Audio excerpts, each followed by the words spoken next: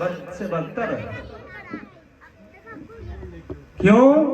ہم دین کو چھوڑتے چلے گئے, اللہ پاک کے احکام کے چھوڑتے چلے گئے, نبی مکرم صلی اللہ علیہ وسلم کے سنتوں کو چھوڑتے چلے گئے, اس لیے ہماری حالت غیر سے غیر اور بد سے بدتر ہوتی جا رہی ہے. محترم حضرات, جس گناہ کو ہم گناہ بھی نہیں سمجھتے, تھوڑا توجہ چاہتا ہوں, میں بیچ میں حاضر ہو گیا کیونکہ ہمارے سائر اسلام موجود ہے. کہا گیا کہ اس حساب سے کھایا جائے جو پچ جائے, اگر زیادہ کھا لینے سے بدہضمی ہو جاتی ہے, بیچ میں کچھ مختصر ہو جانا چاہیے, پھر تو چلتا رہے گا, انشاءاللہ سب کچھ ہوگا. جس گناہ کو ایمان والا گناہ نہیں سمجھتے, جس برائی کو برائی نہیں سمجھتے, جس خرابی کو خرابی نہیں سمجھتے, وہ ہمارے زندگی کے اندر موجود ہے, ہمارے اندر موجود ہے. جس کو ہم برائی نہیں سمجھتے, جس کو ہم خرابی نہیں سمجھتے, جس کو ہم بیماری نہیں سمجھتے, جس سے فرشتوں کی لعنت نہیں سمجھتے, جس پر اللہ کی ناراضگی نہیں سمجھتے, جس سے نبی مکرم صلی اللہ علیہ وسلم کی ناراضگی نہیں سمجھتے, وہ بیماریاں ہمارے دل کے اندر موجود ہے. کیا ہے؟ مختصر دوسروں کی غیبت کرنا, دوسروں کی برائی کرنا, دوسروں پر الزام تراشی کرنا, دوسروں کے اوپر تہمت لگانا, دوسروں کے پیٹھ پیچھے برائی کرنا سب سے بڑا گناہ ہے. آپ صلی اللہ علیہ وسلم ارشاد فرماتے ہیں, ایسے لوگ جنت میں نہیں جا سکتے جو دوسروں کی غیبت اور برائی میں لگا رہتا ہے, رات و دن لگا رہتا ہے. ایسا شخص جنت میں جا ہی نہیں سکتا, نہیں جا سکتا. میں آپ کو بتلا رہا ہوں, آپ صلی اللہ علیہ وسلم فجر کی نماز پڑھاتے ہیں, آپ صلی اللہ علیہ وسلم فجر کی نماز پڑھاتے ہیں, اور نماز پڑھانے کے بعد تھوڑا متوجہ چاہتا ہوں, میں آپ حضرات کی ذہن کو حاضر چاہتا ہوں. میں تقریر کرنے نہیں بیٹھا, مختصر تھوڑی دیر کے لیے 5-10 منٹ بہت ہے. آپ صلی اللہ علیہ وسلم فجر کی نماز کی سلام پھیرتے ہیں اور ارشاد فرماتے ہیں کہ اے صحابہ کی جماعت, اے صحابہ کی جماعت, جس کو جنتی کو دیکھنا ہے وہ سامنے سے گزر رہا ہے, اس جنتی کو دیکھ لے. کون فرما رہے ہیں؟ آقا صلی اللہ علیہ وسلم ارشاد فرماتے ہیں, اے صحابی,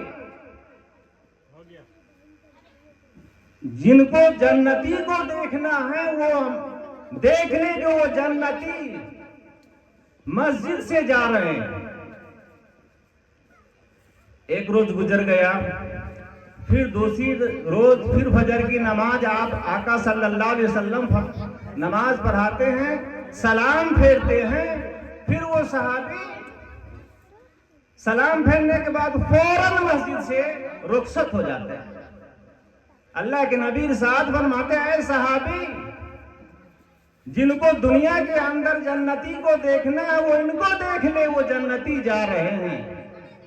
قربان جائیے, وہ جنتی جا رہے ہیں. پھر تیسری روز آقا صلی اللہ علیہ وسلم فجر کی نماز پڑھاتے ہیں, سلام پھیرتے ہیں, عرض کرتے ہیں کہ اے لوگو, اے صحابہ, جن کو جنتی کو دیکھنا ہے وہ دیکھ لے, اور جنتی مسجد سے جا رہا ہے. کون تھے؟ پتا ہے کون تھے؟ حضرت ابو سعید خدری رضی اللہ تعالی عنہ تھے. حضرت ابو سعید خدری رضی اللہ تعالی عنہ تھے.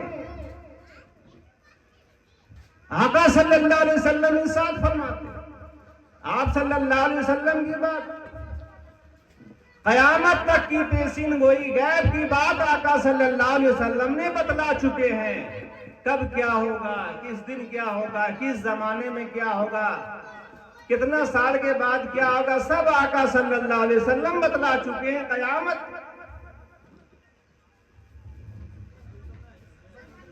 ایک صحابی بہت ہمت والے تھے، بہت ہمت والے. کہ تو بات بڑی عجیب ہے کہ ہم بھی نماز پڑھتے ہیں، ہم بھی سارے اعمال کرتے ہیں، لیکن آقا صلی اللہ علیہ وسلم ایک صحابی کے بارے میں عرض کرتے ہیں کہ جنتی کو دیکھ لو. صرف ایک صحابی کے بارے میں عرض کرتے ہیں کہ جنتی کو دیکھ لو. ایک صحابی اٹھے جن کا نام کیا ہے؟ حضرت عبداللہ ابن عمر رضی اللہ تعالیٰ عنہ. یہ ہمارے آپ کے خلیفہ دوم جو گزرے ہیں عمر رضی اللہ تعالیٰ عنہ، ان کے صاحبزادے حضرت عبداللہ ابن عمر رضی اللہ تعالیٰ عنہ پیچھے لگ گئے، ساتھ ساتھ چلنے لگے. جی حضرت آ چکے ہیں،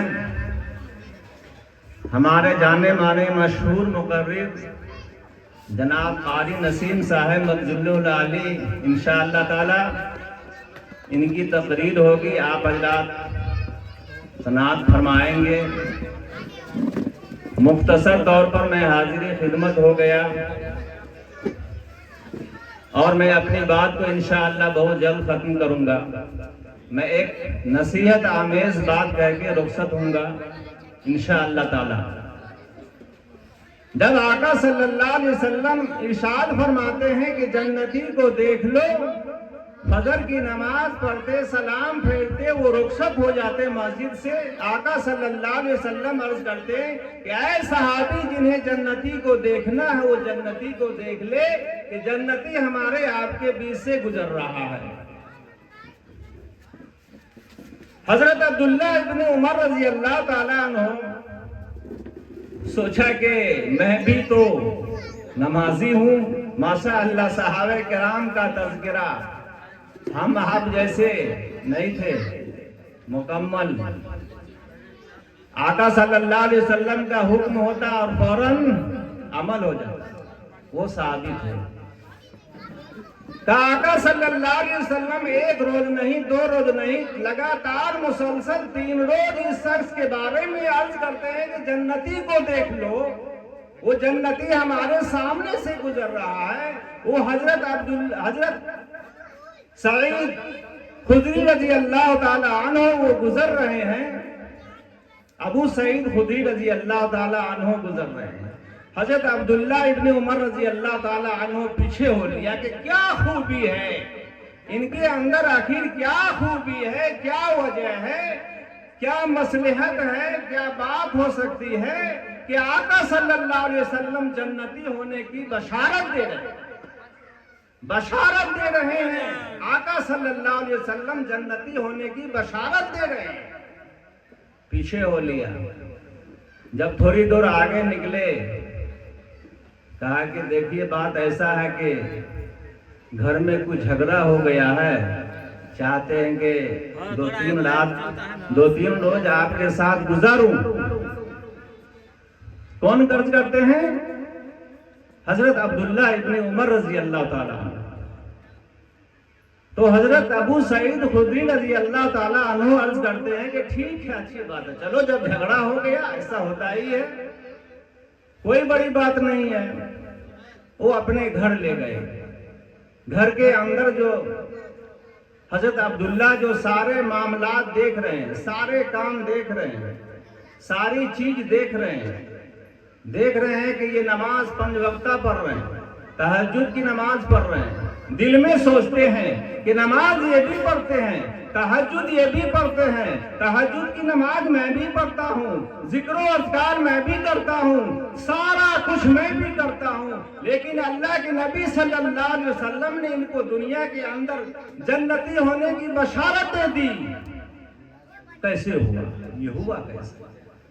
نماز ہم بھی پڑھتے، ذکر و اذکار ہم بھی کرتے، تہجد کی نماز ہم بھی پڑھتے. صحابہ تھے، وہ ڈٹ کر مقابلہ کرتے تھے. آقا صلی اللہ علیہ وسلم کا حکم ہونا ہوتا اور فوراً عمل کرتے تھے، نیکی پر تو چھپٹتے تھے، دوڑتے تھے کہ آقا صلی اللہ علیہ وسلم کوئی عمل بتا دے فوراً اس کو کرنے لگتے۔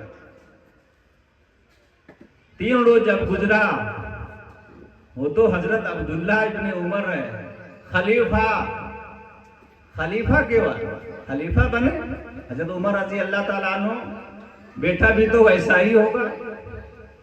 حضرت عبداللہ عرض کرتے ہیں کہ اے ابو سعید، میرا مائی اور میرے گھر کے اندر کوئی جھگڑا نہیں تھا، میں جھوٹ بولا، کوئی جھگڑا نہیں تھا، کوئی معاملات نہیں تھا۔